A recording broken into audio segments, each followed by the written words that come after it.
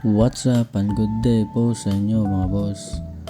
Meron nga pala tayong na-order sa Shopee pero bago ang lahat, intro muna tayo. Rights!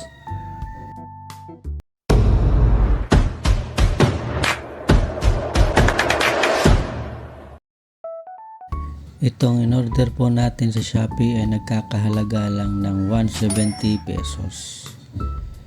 Ito yung na-order ko kasi nakita ko sa mga reviews niya na wala daw grado yung kanyang mirror.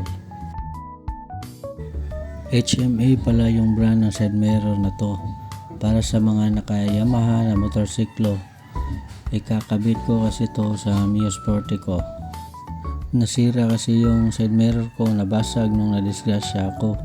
At tumingin lang ako sa online shop para di tayo mainit sa mga mata ng enforcers natin. Maganda yung side mirror na to mga boss.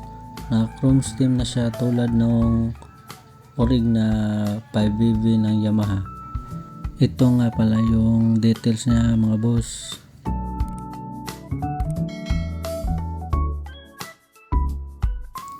So check na natin mga boss kung wala ba talagang grado yung mirror niya.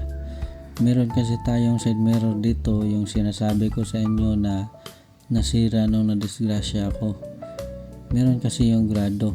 Compare lang natin kung legit ba na walang grado.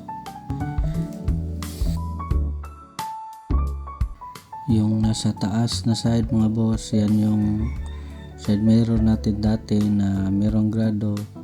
At itong nasa baba naman, ito yung walang grado. So nakita nyo naman mga boss kasi yung yero namin sa bahay malapit yung nasa taas na side mirror at sakto talaga sa nakikita ko yung nasa baba na side mirror. Tara na mga boss, samahan nyo ako at ikabit na natin siya. Alright.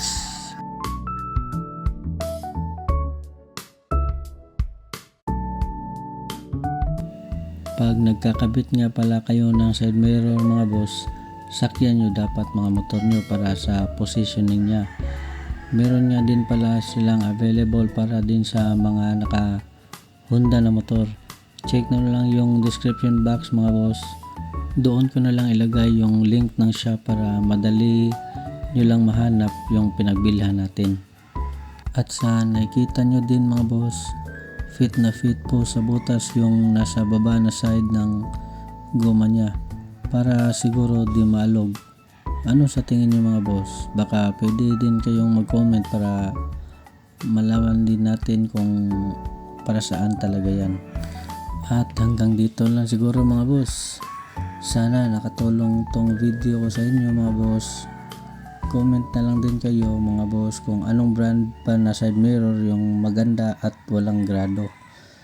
Please hit the like button at subscribe na din kayo mga boss para updated kayo sa mga darating pa natin na videos. Peace out, ride safe sa ating lahat.